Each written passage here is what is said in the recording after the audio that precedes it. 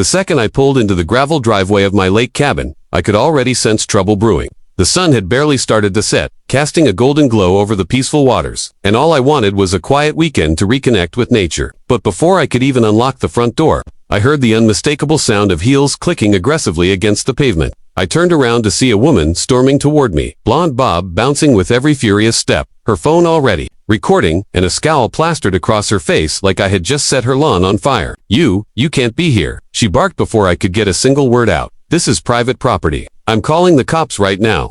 She raised her phone high in the air, like she was about to summon an army of officers with one tap. I was stunned. I had barely put the truck in park.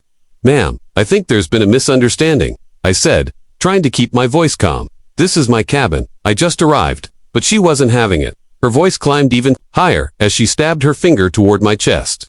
Don't you dare lie to me. This whole community is protected under Whispering Pines HOA. Outsiders aren't allowed past the gates without permission, and you certainly didn't get mine.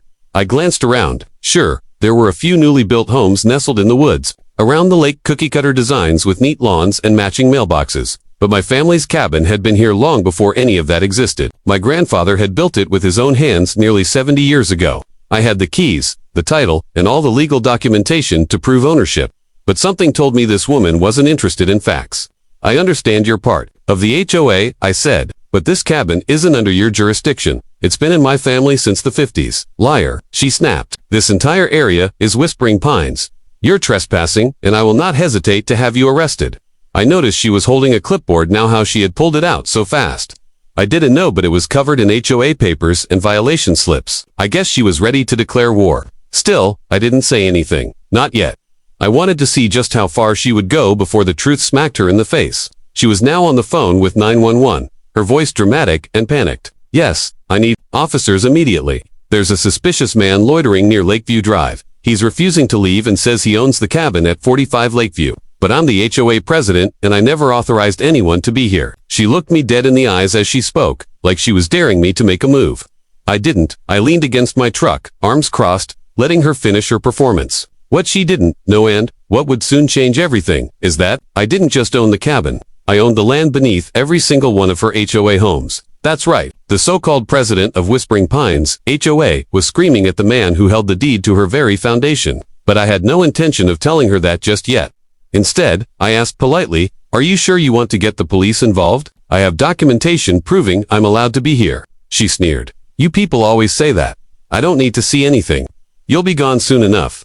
Let the cops deal with you." She turned on her heel and strutted away, muttering to herself about these types, always thinking they can take over nice communities. I watched her disappear into one of the newer homes down the street, which I recognized from my property records as part of the lease development.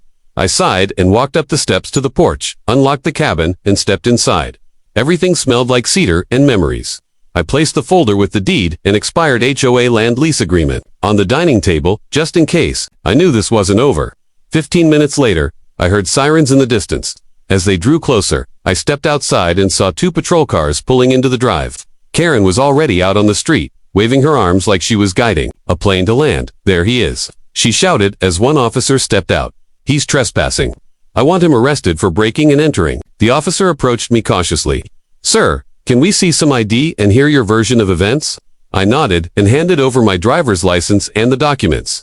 "I'm not just staying here," I said calmly. "This is my property. Not just the cabin, but the land Whispering Pines HOA sits on. My family leased it to the developers 50 years ago. That lease expired 2 months ago, and no one from the HOA renewed it. I've been trying to get in contact with them, but no one answered." The officer took the folder and walked back to his car, taking his time reviewing every detail. Karen stood nearby, arms folded, smirking like she had already won. That smirk faded fast when the officer returned. He looked at her and said, "Ma'am, according to these documents, this man is the legal owner of the land and property in question, including the HOA community." Karen's face went white. "What? No, that can't be. I'm the president. I would know if we didn't own our land." "Well," I said, stepping forward, "maybe you should have opened those certified letters I sent, or looked at the lease expiration notice." Her mouth opened, but no sound came out. The officer continued, "Unless he asks you to leave, ma'am, he has every right to be here. You do not have the authority to remove him." She looked like she was going to explode, and I stood there, silent, watching the woman who had just called 911 on me finally realize she'd picked a fight with the very man who held her entire neighborhood in his hands. Let's rewind to where all of this really began, long before Karen marched down that gravel driveway screaming like she ran the world. The truth is, my roots in this land go deeper than the foundation of any home in Whispering Pines. This story didn't start when I parked my truck outside the cabin. No, it started decades ago, when my grandfather first set foot on this quiet stretch of earth. Back in the 1950s, my grandfather, a war veteran and a self-taught carpenter, bought this lakeside property after retiring from service. At the time, the area was nothing but untamed woodland surrounding a serene lake. No paved roads, no housing, developments, no fancy HOA signs. Just trees, silence, and the soft sounds of water lapping against the shore. He cleared the land by hand, built the cabin with wood, he milled himself, and turned it into a peaceful retreat for the family. Generations of memories were made, their summer barbecues, fishing trips, winter holidays around a stone fireplace. That cabin wasn't just a building, it was a legacy. When he passed, the land and the cabin were left to me in his will. 80 acres of it. At the time, I didn't think much of it. I lived in the city, busy with work, and didn't have time to visit. The property sat quiet for years, except for the occasional trip to check up on things.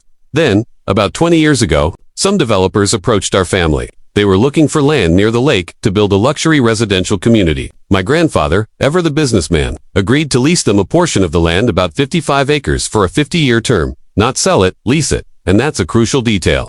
The developers got the rights to build on the land but not to own it. The agreement clearly stated that once the 50 years were up, the land and everything on it would revert back to our family unless a new lease was signed. They built what is now Whispering Pines, complete with cookie-cutter homes, a community clubhouse, tennis courts, and an HOA to oversee it all. For a while, everything ran smoothly. The HOA paid its annual lease fees, and my family stayed out of their business. We let them build their illusion of control while we maintained quiet ownership behind the scenes. But people like Karen, the self-appointed queen of suburban rulebooks, always forget to read the fine print. When the 50-year lease expiration approached, I made every effort to reach out to the HOA board. I sent letters, certified ones, with delivery receipts.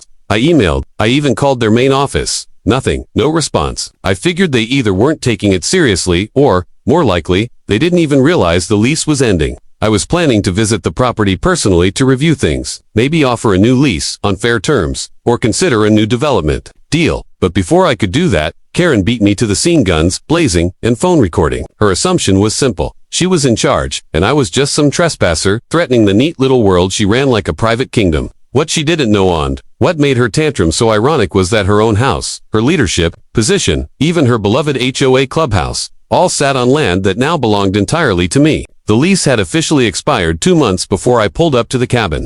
Without a renewal, the ownership of the entire 55-acre development, including the land under all the homes, transferred back to me with full legal authority. That meant, in the eyes of the law, I was not just some random guy camping on a lake. I was the landlord to an entire neighborhood. But I didn't show up to kick people out. That was never my goal. I just wanted to enjoy my family's cabin again and maybe see what direction things could take. The truth is, I believe in community. I believe in fairness, but I also believe in respect, and Karen had none of it. The moment she screamed in my face and called 911, I knew this was going to turn into something much bigger. I knew I was going to have to teach her and her HOA a lesson in humility and facts. After the police verified my ownership and left, I sat on the cabin's porch and watched the sun dip behind the trees. For the first time in years, I felt connected to the place again. The air was different, heavier, charged. Because I wasn't just sitting on inherited land anymore, I was sitting on a ticking time bomb of entitlement and ignorance. Over the next few days, I started gathering all the legal paperwork I would need. I spoke with my attorney to confirm that, with no renewed lease, I was fully within my rights to reclaim control of the land. We reviewed the expired lease, the HOA charter, and state property laws. Everything checked out. I had the high ground, and now it was just a matter of deciding what to do with it.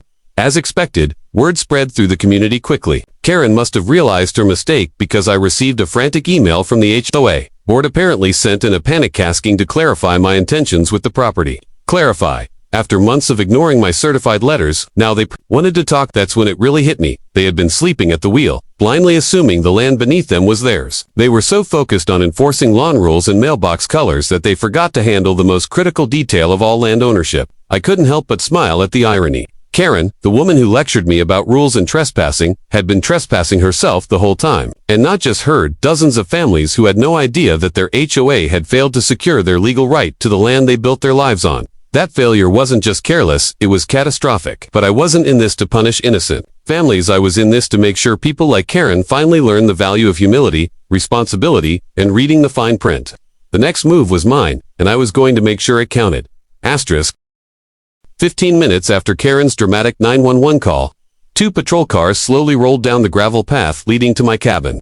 Their lights weren't flashing, but the tension in the air was thick enough to cut with a knife. Karen, of course, was already standing by the road like she was directing traffic, waving both hands wildly as if she'd just discovered a crime scene. "Officers over here. That's him," she shouted, pointing at me like I was some kind of fugitive. I stood calmly on the porch of my family's cabin, arms crossed, watching the show unfold. One of the officers stepped out of his car and approached her first. She launched into a furious explanation, her words tumbling over each other as she tried to paint me as a dangerous intruder. "He's trespassing. I don't know who he is or what he's doing here, but this is a private HOA community, and I'm the president. He refused to leave when I told him to. I demand you remove him immediately." The officer nodded slowly, then walked over to me. "Sir, can we see some ID and hear your side of things?" he asked in a calm, professional tone. "Of course," I said, reaching into the folder I had prepared for this exact moment. I handed over my driver's license, the deed to the property, tax records, and most importantly, the original lease agreement showing the 50-year land lease that had expired 2 months ago. "I'm not just a visitor here," I told him. "This is my land. My grandfather owned it. The HOA's homes and clubhouse were built on a leased portion of it. That lease expired recently, and no one renewed it. I sent notices, but no one from the HOA responded." The officer took the folder and walked back to his car, taking his time as he reviewed the documents with his partner. Karen was still standing on the other side of the driveway, arms folded, tapping her foot impatiently. Her confidence was starting to waver. I could see it in her eyes. She hadn't expected me to be so prepared. She thought I was some lost hiker or squatter trying to play smart. But now she was watching the officers go over page after page of ironclad paperwork, and the realization was beginning to dawn on her. She may have just kicked a hornet's nest. The officers spent a good 10 minutes reviewing everything. Then, they got back out of the car and approached us again. The lead officer looked at Karen first. "Ma'am," he said plainly, "according to these documents, this man is the legal owner of this cabin and the land beneath it. In fact, he also owns the land that your HOA and its homes are built on. The lease agreement between your HOA and his family expired 2 months ago. There's no active agreement in place right now." Karen blinked rapidly. That can't be right. We've always owned our land. We have deeds, mortgages, your homes may be paid for," I said, stepping in. "But the land was leased, and unless your board renewed that lease, those homes now sit on my property. You might technically own the walls and the roof, but the ground underneath belongs to me." Her face turned pale, then red, then pale again. "No, I would have known about that. I'm the HOA president. We never got any notice. I sent 3 certified letters to your HOA's main office," I replied calmly. "All were signed for. I have the receipts." I reached into my folder and pulled out the delivery confirmations. 2 months ago, 1 month ago, and again, 2 weeks ago. The officers glanced over the documents and nodded. "Everything seems in order. This is a civil matter now," the officer said.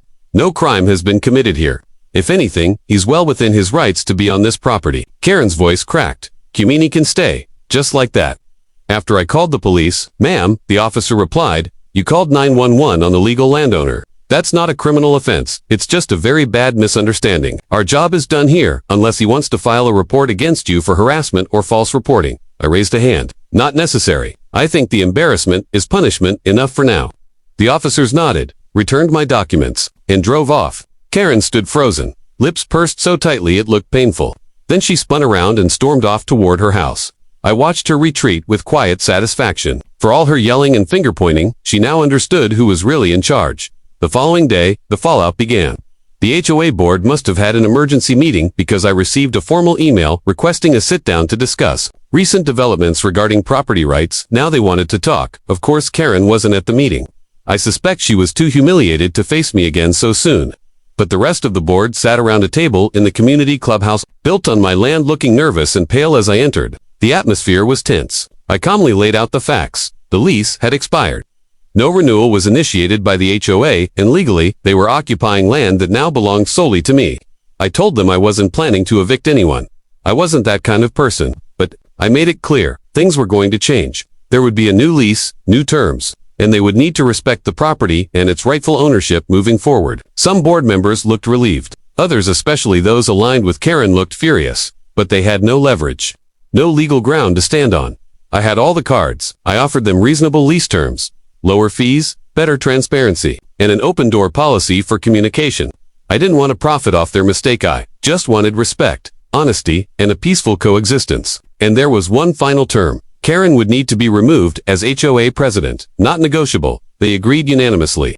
Her name was struck from the records by the end of the week. The shift in power was swift and absolute. By the time I returned to the cabin a few days later, neighbors were waving at me. A few even apologized for Karen's behavior. I accepted their kindness and let it be known that I held no grudge unless someone gave me a reason to. Karen, meanwhile, avoided eye contact every time she drove past the cabin. She didn't scream or threaten anymore. She didn't hold her clipboard or patrolled the neighborhood like a queen.